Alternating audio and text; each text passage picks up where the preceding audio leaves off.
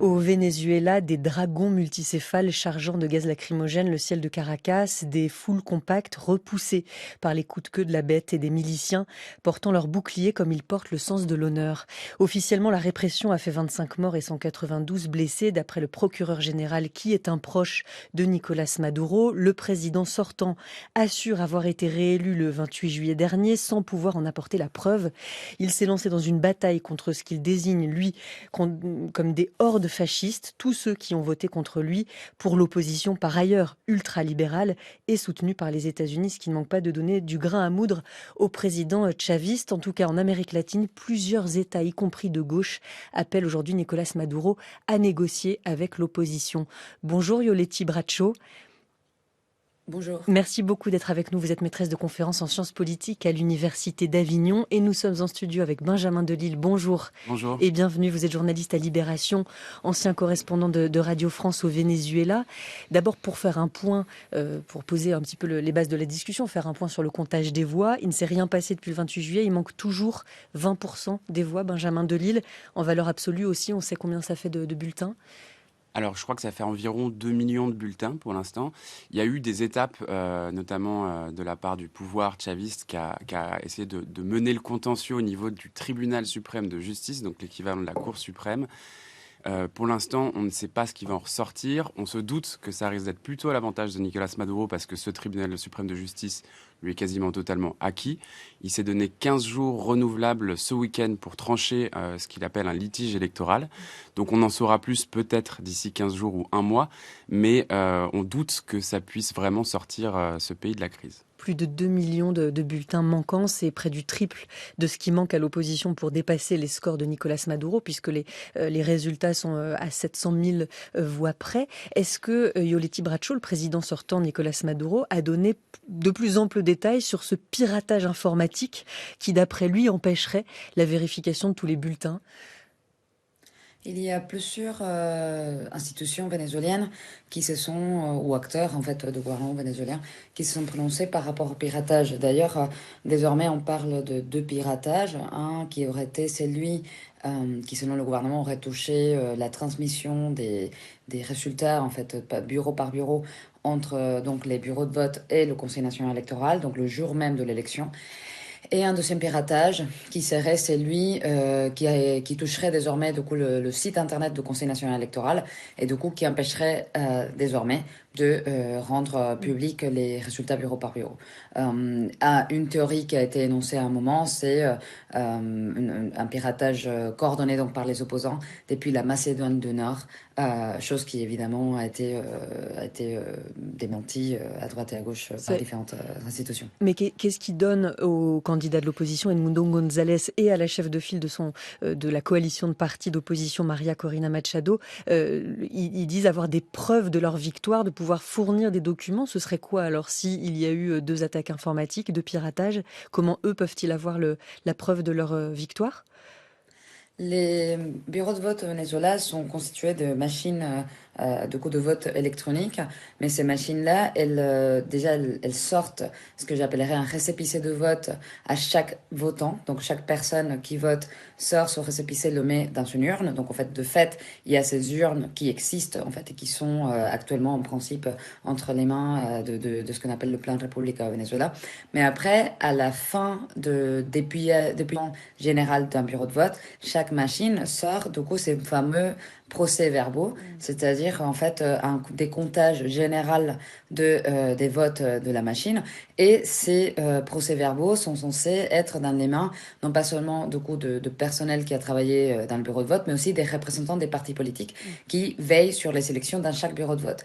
Et du coup, l'argument de l'opposition vénézuélienne, c'est que leurs représentants et veilleurs du coup dans les bureaux de vote ont pu de différentes manières obtenir ces procès-verbaux et que désormais, ce qu'eux, ils auraient mis en ligne, donc ce sont leurs procès-verbaux qui seraient sortis directement des machines. Et ils disent que ces procès-verbaux attestent de leur victoire à 67%. Alors, suite aux grandes manifestations qui ont éclaté, Benjamin Delille, pas seulement à Caracas, mais dans plusieurs villes du pays, Nicolás Maduro a convoqué une réunion du Conseil de défense et d'État exigeant, je le cite, une main de fer.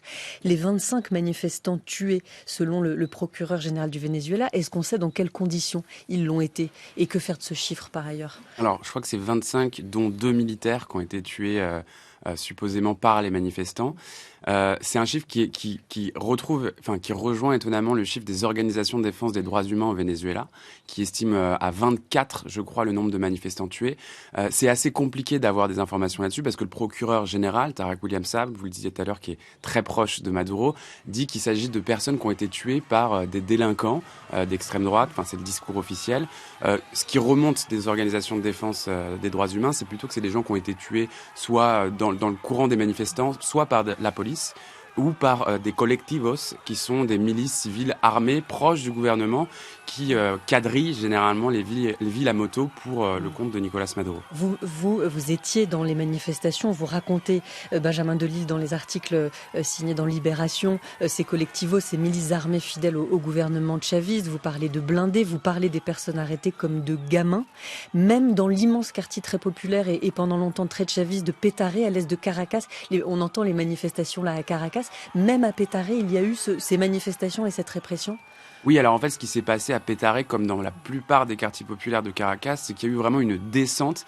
Faut imaginer Caracas comme une vallée entourée donc avec des grands immeubles au milieu, 13 années 80, et autour des collines de maisons de parpaings où vivent les populations les plus populaires du Venezuela. Et vraiment, le lendemain de l'élection, beaucoup de personnes dans ces quartiers sont sorties dans la rue pour exprimer leur colère et sont descendues vers le centre-ville pour manifester. C'est vraiment dans le centre-ville qu'a eu lieu la répression des premiers jours, c'est-à-dire du 29 et du 30 juillet. Et ce qui s'est passé après, c'est que les forces de police, l'armée, sont allés dans ces quartiers pour aller chercher des manifestants qu'ils avaient trouvés via les réseaux sociaux et les arrêter chez eux. Donc ça, c'est vraiment la deuxième partie de la répression, après vraiment le premier moment de la manifestation. C'est le moment où on va les chercher chez eux pour les arrêter. On va chercher chez eux pour les arrêter. Des personnes, on fouille les téléphones portables aussi sur les barrages, vous le racontez bien, dans ces quartiers et de Petare et d'autres. Plus de 2200 personnes arrêtées, toujours selon les chiffres du procureur général, dont beaucoup sont en prison aujourd'hui et contre qui Nicolas Maduro promet une main de fer. En 48 heures, avec la force de réaction de l'Union civique et militaire de la police, avec la force de la Constitution, nous avons résolu l'épidémie fasciste dans la paix. Nous avons capturé 2000 prisonniers et maintenant pour eux, c'est direction Tocoron et Tocuyito et pour chacun d'entre eux, la peine maximale. Justice. Alors ces manifestants risquent entre 15 et 30 ans de prison. Benjamin Delille, vous décrivez aussi ces centaines de familles qui attendent chaque jour des nouvelles de leurs proches devant le centre de détention de la police nationale. Aujourd'hui, ils sont toujours en prison, tous ceux qui ont été arrêtés, ou beaucoup quand même ont été libérés depuis? La plupart restent en prison. Ils ont été généralement transférés de cette prison à Caracas, qui était la zona 7, c'est-à-dire un centre de rétention de la police nationale bolivarienne. Beaucoup ont été déplacés, transférés vers d'autres prisons à l'intérieur du Venezuela, loin de Caracas. Et ce qui était assez intéressant dans la semaine qui a suivi l'élection, c'est qu'on avait ces discours tels qu'on vient de l'entendre de Nicolas Maduro, qui décrivait des hordes de fascistes payés par l'étranger, par les États-Unis notamment, entraînés au Texas, en Colombie, voilà, qui se déployaient et qui contrastait énormément avec le discours des familles qui attendaient donc par centaines devant cette zona 7 où étaient détenus beaucoup de manifestants et qui décrivaient des gens qui sortaient dans la rue parfois, qui allaient juste faire des courses au moment de la manifestation et qui se sont retrouvés arrêtés. Il y avait même une dame qui me parlait d'une mamie et de ses 2 petits-enfants toujours retenus. Alors, il y a eu des libérations, mais il y a eu aussi beaucoup de procès, d'audiences sans accès à des avocats qui ont abouti à des condamnations parfois extrêmement lourdes. Et les 2 nouvelles prisons dont parle Nicolas Maduro dans le discours qu'on vient d'entendre, elles existent déjà, elles sont sorties de terre, elles ont été construites comme ça quasiment ex nihilo? Alors c'est d'anciennes prisons qui sont réhabilitées. Remises en service. Yoletta Brachos, cette expression de horde fasciste, de dangereux délinquants drogués payés par les États-Unis, comme dit Nicolas Maduro pour parler de ces manifestants, mais surtout ce mot de fasciste qui revient toujours. Les députés de l'Assemblée nationale signal par ailleurs acquis à Nicolás Maduro, puisque l'opposition avait boycotté les dernières législatives, sont en train de voter. Ils ont tous interrompu leurs vacances pour rentrer hier à Caracas et voter une série de lois contre le fascisme. Ce sont encore des mots qu'on retrouve. L'opposition aurait fomenté un coup d'État fasciste, etc. Est-ce que ce mot revêt au Venezuela un sens particulier qui nous échappe ici ?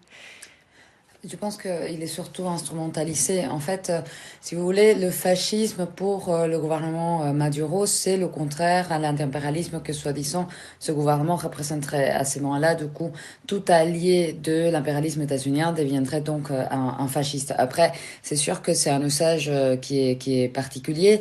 D'une part, parce que, en fait, c'est relativement éloigné finalement de sens qu'on a un peu donné historiquement en Europe à ce mot. Mais aussi c'est particulier puisque en fait, en fin de compte, les actions de répression de la population, les actions de restriction démocratique, etc., portées par ce gouvernement, pourrait-on dire que se rapproche plus de ce fascisme dénoncé que les actions des personnes qui ont été, du coup, par exemple, mises en prison, telles que décrivait Benjamin Delille. Alors, parmi les lois qui sont votées, qui vont l'être dans les prochains jours par les élus de l'Assemblée nationale, il y en a une qui concerne les ONG, les organisations non gouvernementales, qui vont désormais être soumises à un plus grand contrôle. Pourquoi elles sont considérées comme fascistes aussi ? Quel est le problème soulevé par Nicolás Maduro concernant les ONG, Benjamin Delille ? C'est un problème qui revient souvent dans le narratif chaviste depuis des années, c'est l'idée que les organisations de défense des droits humains au Venezuela, en étant financées par des grandes institutions internationales et surtout par le USAID, qui est l'agence de développement des États-Unis, sont en fait un outil de l'impérialisme américain pour venir déstabiliser le Venezuela. Et ils utilisent pour ça des références historiques qui sont vraies, c'est-à-dire que le USAID a déjà été utilisé par la CIA pour effectivement opérer des déstabilisations dans certains pays pendant la guerre froide. Donc on peut comprendre qu'il y a une sorte de réserve aujourd'hui vis-à-vis de ces ONG ? Alors, vis-à-vis des ONG, c'est un peu compliqué parce que rien dans leur travail ne montre qu'il y a eu des tentatives de déstabilisation. Au contraire, on a des ONG qui sont déjà qui reçoivent des financements beaucoup plus nombreux que juste USAID et qui sont financés par énormément d'institutions internationales et qui sont les derniers, disons, les dernières institutions qui arrivent à rapporter un peu de données de terrain au Venezuela, ce qui est extrêmement compliqué parce que le gouvernement joue sur une opacité des données depuis des années, qui rend toute quantification de la crise, de la répression, très complexe. Les ONG, ce qui est complexe aussi, c'est que, a priori, Violeta Bracho, aujourd'hui, travaillent dans ces ONG d'anciens chavistes ou même, je sais pas, je pense aux mères célibataires, par exemple, qui étaient les chevilles ouvrières de la révolution bolivarienne. Apparemment, on les retrouve beaucoup aujourd'hui dans ces ONG. Il y a beaucoup de chavistes qui travaillent pour ces organisations internationales. Je pense que ce qu'on peut dire en général, c'est que la société vénézuélienne s'est réorganisée différemment au fur et à mesure que l'avancée autoritaire du gouvernement Maduro s'est installée. Et à ce moment-là, en effet, on peut voir des populations qui, historiquement, ont été acquis au chavisme, rentrer du coup dans des ONG de revendication, par exemple, en fait, des femmes dont les enfants ont été tués lors des opérations dites de recherche de sécurité, opération de libération de peuple dans les quartiers populaires. Donc des femmes qui potentiellement auraient pu à une époque être des soutiens du chavisme, rentrent du coup à devenir du coup des militantes de la justice au Venezuela. Mais par ailleurs, une autre chose importante aussi, c'est que plus qu'ancien chaviste ou pas, c'est que en fait les organisations non gouvernementales, ce sont des outils en fait qui désormais sont mobilisés par beaucoup d'acteurs dans la société, y compris des personnes qui pourraient encore se revendiquer chavistes sans soutenir Maduro, puisque c'est un peu le seul moyen qui reste à la main pour s'organiser et se mobiliser. D'où aussi que ce soit vu avec autant de crainte en fait de la part du gouvernement, parce qu'en effet, ce sont des structures qui se reproduisent en fait, qui se multiplient et qui servent à l'organisation.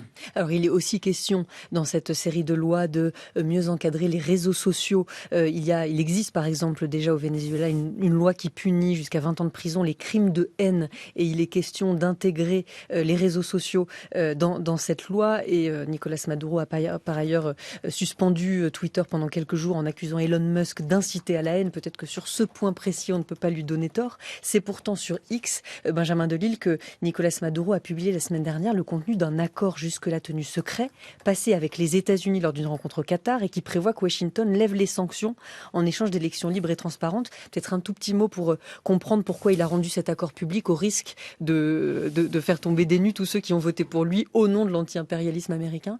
C'est un accord dont on savait qu'il avait été négocié au Qatar cette année et ça faisait un certain temps qu'il y avait des discussions entre le gouvernement vénézuélien et les États-Unis.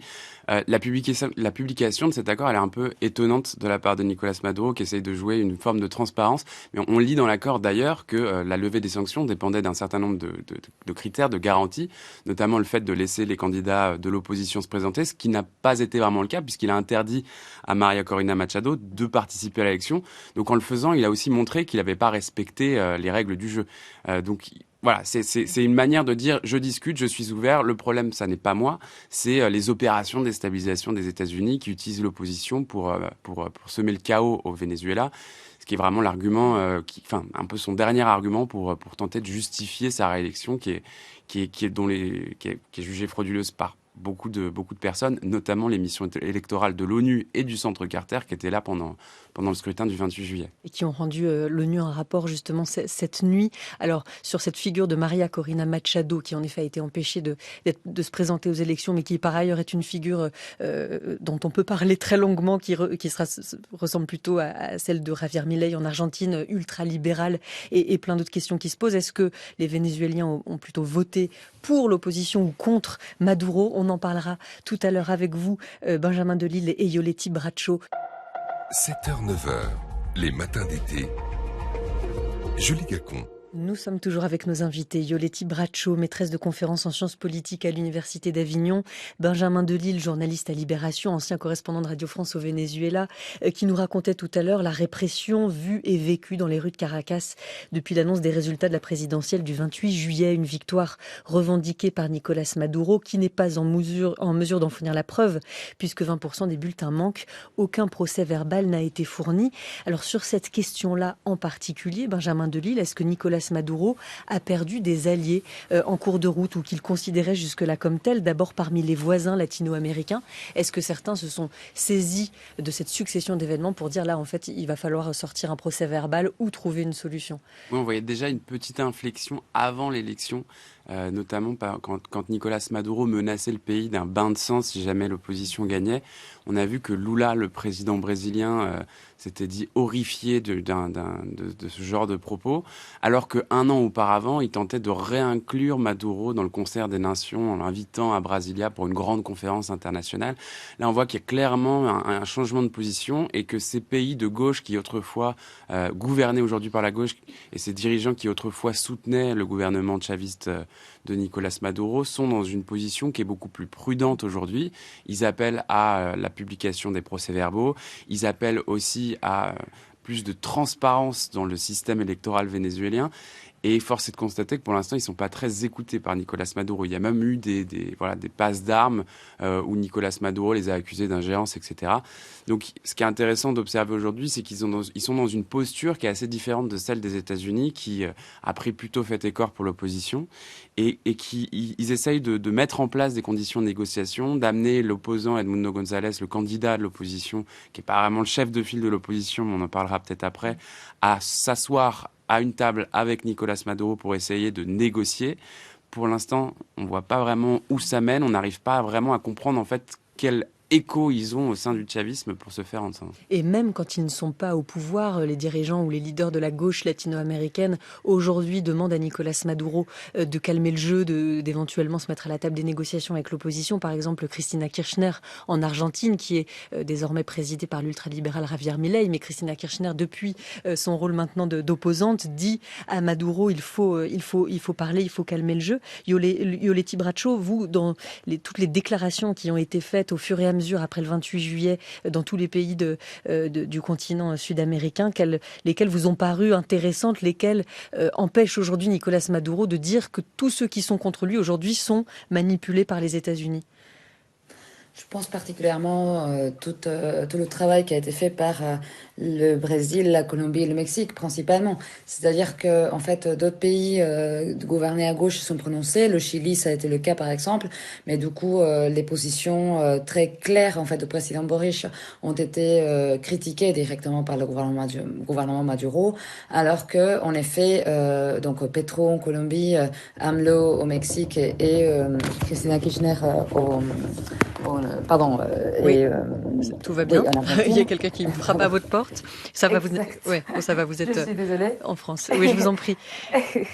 En fait, du coup, ces prononciations de ces présidents font un effet particulier, puisque quand c'est la gauche en fait qui parle, il est difficile de targuer ces acteurs-là de en fait obéissant en fait impérialisme états-unien, entre autres aussi parce que c'est des acteurs qui ont été des alliés historiques du chavisme, donc il est difficile de les critiquer de cette manière-là. Oui, tout est à prendre avec nuance. Aussi les déclarations de l'Organisation des États américains, l'OEA, qui a elle aussi dénoncé une manipulation aberrante qui est peut-être moins crédible aujourd'hui au Venezuela ou dans d'autres pays de la gauche américaine, notamment parce qu'à sa tête, son secrétaire général Luis Almagro a mis de l'huile sur le feu très régulièrement et allé jusqu'à soutenir publiquement l'assermentation d'une Cour suprême parallèle nommée de façon inconstitutionnelle par l'opposition. Bon, bref, en tout cas, toutes les déclarations officielles sont à prendre avec nuance, avec recul. Celles des États-Unis sont intéressantes aussi à lire, bien sûr. Anthony Blinken, le secrétaire d'État américain, s'active. Benjamin Delille, il passe des coups de fil, il appelle son homologue colombien. Pourquoi cet affairisme états-unien dans les affaires du Venezuela qui ne cesse encore une fois de donner à Nicolas Maduro du grain à moudre pour dire que l'opposition est soutenue par Washington et par un complot américain, nord-américain. Ce qui est intéressant, c'est qu'il y a quand même une certaine prudence de la part des États-Unis qui n'était pas forcément sa caractéristique, notamment en 2019, lors de la dernière grande crise politique, où ils ont reconnu un président qui s'était autoproclamé Juan Guaido par intérim, où là, vraiment, il y avait une opposition frontale vis-à-vis de Nicolas Maduro. Là, ils ont eu une position qui consistait à dire on reconnaît la victoire de l'opposition, mais on ne reconnaît pas encore le président Edmundo González. Enfin, c'est-à-dire qu'ils ils essayent quand même de garder des gages vis-à-vis du gouvernement vénézuélien. Je pense que ce qui a changé en 5 ans, c'est la guerre en Ukraine, le fait que le Venezuela reste le pays qui a les plus grandes réserves pétrolières connues au monde et que les États-Unis ont besoin de garder des relations avec le Venezuela parce qu'ils ont besoin aussi de cette manne pétrolière, de commercer avec un pays qui peut exporter autant de pétrole, notamment à un moment où ils ont imposé un blocus sur le pétrole russe. Donc il y a une volonté de la part des États-Unis de reprendre les discussions avec le Venezuela. C'est ce qui s'est fait depuis 2 ans maintenant, ce qui a permis aussi, malgré des sanctions américaines toujours actives contre le pétrole vénézuélien, de lever un petit peu l'étau et de commencer à octroyer des licences à des entreprises américaines et des entreprises mixtes. Sous Nicolas Maduro. Sous Nicolas Maduro. Il les a acceptés. Il les a acceptés. Et en fait, c'était tout le cœur de la négociation de ces derniers mois, c'était d'essayer de reprendre, d'accompagner le Venezuela dans une reprise aussi de sa production, parce que en lâchant le terrain du Venezuela, les États-Unis prennent le risque de pousser aussi Nicolas Maduro vers ses alliés russes, chinois, iraniens, avec lesquels il était dans un accroissement des relations ces dernières années, et vers lesquels aussi se dirigeaient les exportations de pétrole de manière un peu complexe, parce que dans un système de sanctions américaines, ils étaient obligés de faire du transbordement en haute mer, de brader les prix du pétrole. Donc il y a un intérêt commun quand même entre les deux puissances, entre le Venezuela et les États-Unis, de négocier pour cette question essentielle qu'est la production de pétrole. Et c'est ce qui rend très compliqué la lecture de ce qui se passe au Venezuela, Yoleti Bracho, et qui engendre des débats jusqu'ici en France d'ailleurs sur la scène politique, sur le Venezuela et la présence ou le rôle des États-Unis aujourd'hui, y compris dans cette crise politique. Les États-Unis ont beau jeu de dire qu'ils souhaitent la démocratie au Venezuela. Benjamin Delille rappelait les intérêts économiques, la question aussi de la crise migratoire, où les États-Unis disent ne plus vouloir de migrants chez eux. Or, ils ont souvent procédé à des renvois par avion forcés, dénoncés par Amnesty International car illégaux. Comment ça complique la lecture qu'on peut avoir de ce qui se passe au Venezuela aujourd'hui ? En fait, justement, la discussion disons, les personnes qui vont aller encore plus loin du coup, dans cette discussion vont dire que certaines des alliances et des négociations qui ont été faites autour du pétrole vénézuélien entre les États-Unis et Nicolás Maduro font que on pourrait aussi imaginer des scénarios où un pouvoir états-unien peut finalement s'accorder, cohabiter d'une certaine manière avec un gouvernement autoritaire au Venezuela, mais qui permet d'accéder en fait aux ressources au Venezuela. Là, des entreprises états-uniennes ont déjà des concessions avec l'entreprise pétrolière vénézuélienne qui durent jusqu'à 2050. Donc en fait, il y a aussi le Wall Street Journal qui à un moment donné a publié un article qui expliquait que certaines personnes à qui le Venezuela actuellement a des dettes en fait et qui sont du coup des personnes naturelles et juridiques aux États-Unis, d'une certaine manière préféreraient négocier cette dette avec le gouvernement actuel et garder certaines garanties ou certaines pressions dans ce sens-là qu'avec un nouveau gouvernement. En fait, là, tout ça, ce sont des discussions. Mais ce que je veux dire par là, c'est que en fait, la situation est telle que il paraît plus intéressant de continuer à suivre les efforts qui sont faits plutôt par les diplomaties de l'Amérique latine qui étant donné les relations historiques avec le gouvernement actuel et étant donné les relations historiques entre l'Amérique latine et le Venezuela, semblent être des plus fortes garanties de démocratie.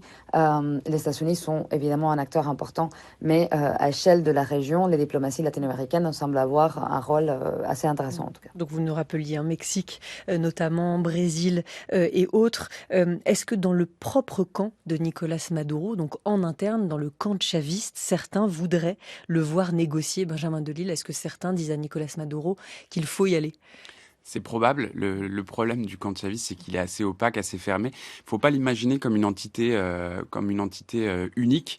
Il y a énormément de courants au sein du chavisme. Et ce qui est intéressant, là, je trouve, sur les derniers jours, les dernières semaines, c'est de voir à quel point il y a une escalade dans le langage. En tout cas dans la manière dont on s'oppose à la contestation. On a l'impression que chacun essaye d'être le plus vociférant que l'autre pour condamner ce qu'ils appellent des violences fascistes, etc.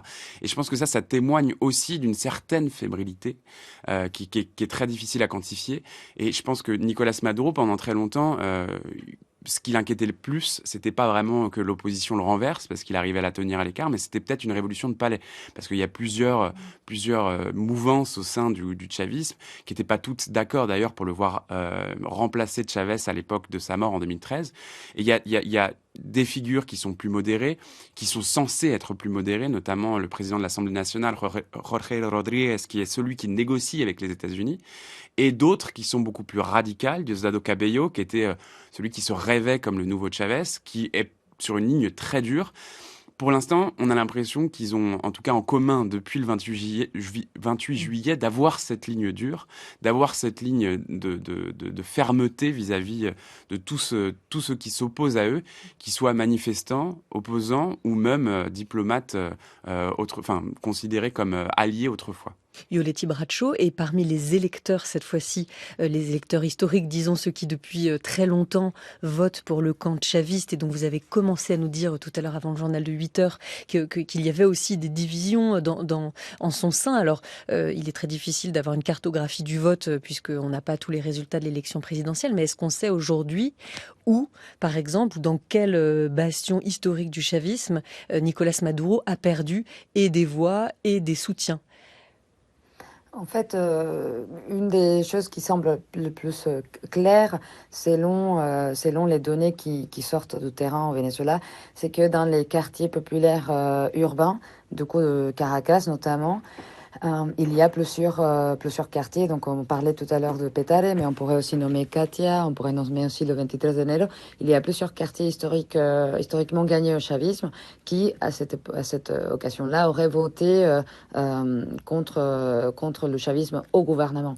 Et après, quelque chose qui me paraît important sur la lecture de cette situation, c'est que dans ce vote, il faudra encore prendre du coup le temps pour voir qu'est-ce qui est de la part de l'adhésion au projet de l'opposition traditionnelle représentée par Edmundo González et María Corina Machado, et qu'est-ce qui est un vote en fait de rejet vis-à-vis du gouvernement Maduro et de mécontentement qui clairement s'est exprimé, comme le disait Benjamin Delille, dans les rues le jour d'après l'élection. C'est vrai qu'on peut se demander, Benjamin Delille, si les Vénézuéliens, ceux qui ont voté pour la droite, pour l'opposition à Nicolás Maduro, l'ont fait parce qu'ils veulent désormais un gouvernement de droite, sachant la cure d'austérité et de libéralisme dans laquelle cela pourrait les plonger, en tout cas si on se réfère à d'autres pays d'Amérique latine, ou une gauche sous un autre visage, c'est-à-dire un rejet, oui, comme dit Yoletti Bracho, de Nicolás Maduro.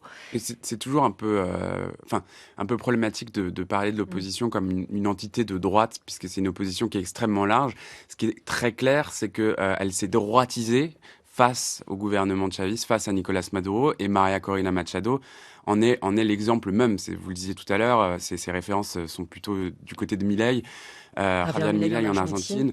Et on se rend compte qu'il y a le spectre extrêmement large. Aujourd'hui, il y a dans la coalition de l'opposition qui a soutenu Edmundo González, qui pour rappel est un ancien diplomate de 74 ans, qui est plutôt pour le coup centriste.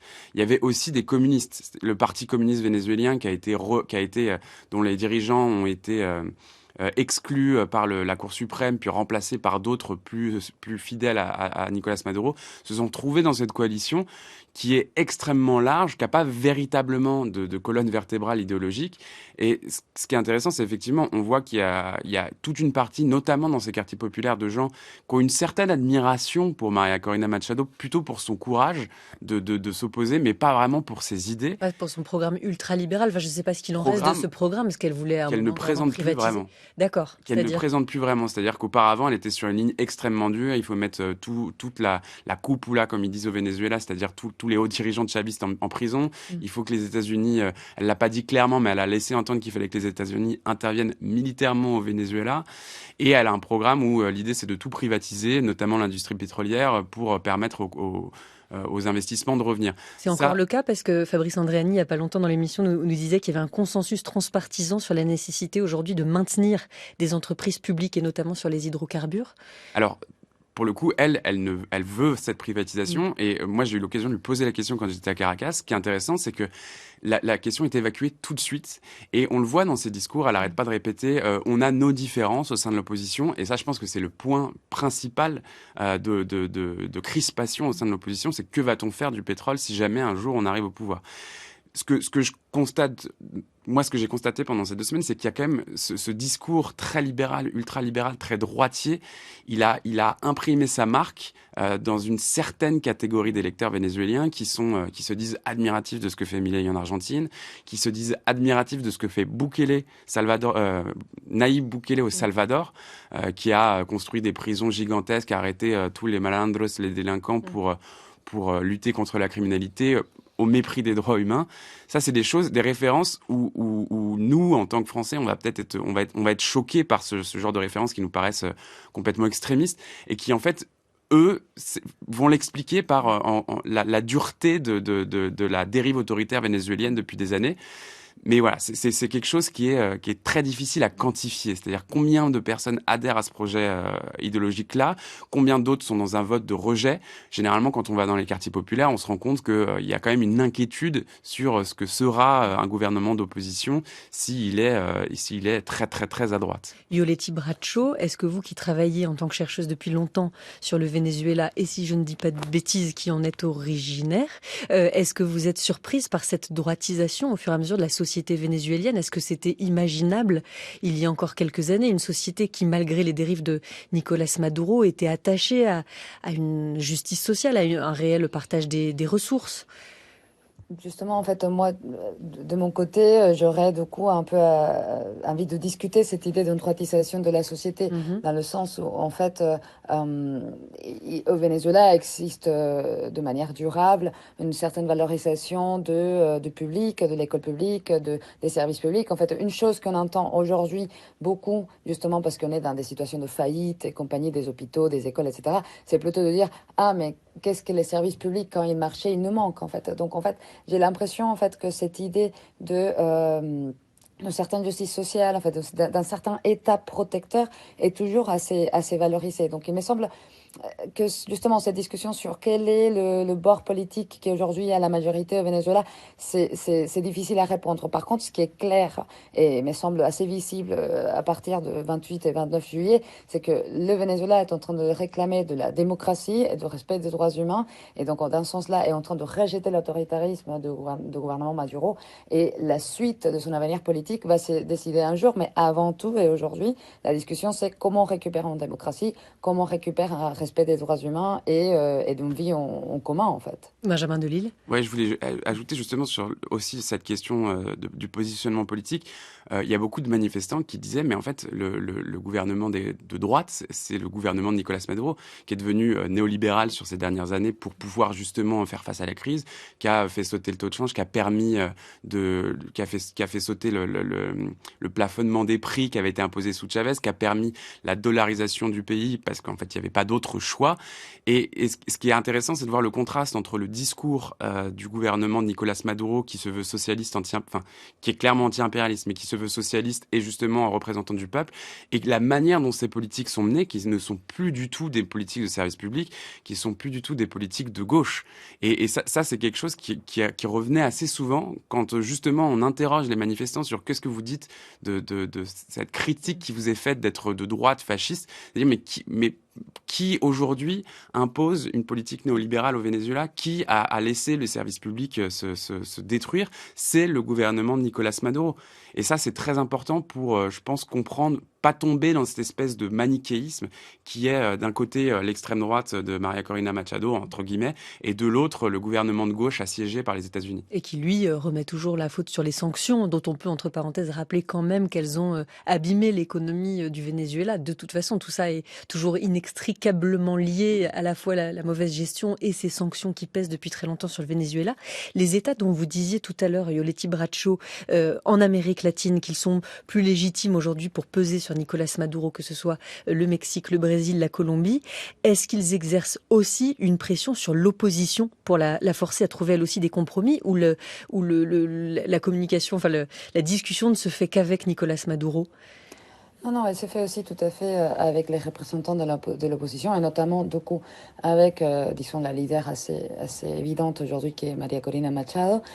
Après, c'est clair que les demandes ou les propositions qui sont faites sont difficiles à entendre quand on est à l'opposition. Par exemple, il y a des propositions sur des formes de cohabitation, c'est-à-dire négocier de manière ou d'une autre un gouvernement de cohabitation entre le pouvoir chaviste et le pouvoir opposant.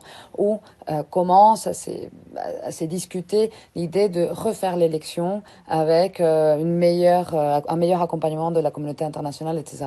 Bon, quand l'on dit et qu'on a les preuves d'avoir gagné, et qu'en effet, c'est précisément ce qui semble sortir du terrain, il est difficile de dire qu'on va céder jusqu'au point d'aller faire une nouvelle élection. Donc, effectivement, trouver de ce côté-là des propositions qui servent aux uns et aux autres, c'est difficile. Une dernière chose qui a été dite par Maria Corina Machado récemment, c'est que dans ce dialogue, du coup, cette fois-ci plutôt avec les États-Unis, elle aurait été en situation de proposer des garanties à Maduro et à ses proches pour sortir du pays sans forcément être poursuivi par la justice, etc. Cela ne semble pas avoir été bien reçu non plus. Bon, en tout cas, pour l'instant, on ne la voit plus. Les candidats de l'opposition les plus visibles jusqu'à présent ne le sont plus du tout depuis maintenant 2 semaines. Benjamin Delille, pour conclure en quelques mots, Nicolas Maduro a pu compter sur le soutien de la Russie et de la Chine, qu'il considère aujourd'hui comme le vainqueur de l'élection présidentielle. Jusqu'où peut aller ce soutien ? Pour l'instant, je pense que ce soutien, il est un peu inébranlable parce que ils n'ont pas envie de perdre ce partenaire qui est quand même un partenaire qui leur offre du pétrole à prix complètement bradé. Donc, je pense que ce soutien-là ne changera pas. Ce qui va être intéressant, ce que disait Yoleti, c'est de voir comment est-ce que la médiation du Brésil, de la Colombie et du Mexique va se mettre en place, même si pour l'instant on a du mal à voir. Ce qui peut en ressortir, c'est un peu la seule voie du salut, je pense, pour le Venezuela actuellement. Merci à tous les deux d'avoir été avec nous pour en parler ce matin. Benjamin Delille, journaliste à Libération. On peut donc retrouver tous les articles que vous avez rédigés, notamment pendant votre tout dernier séjour au Venezuela, juste après l'élection. Merci beaucoup Yoleti Bracho, maîtresse de conférences en sciences politiques à l'Université d'Avignon.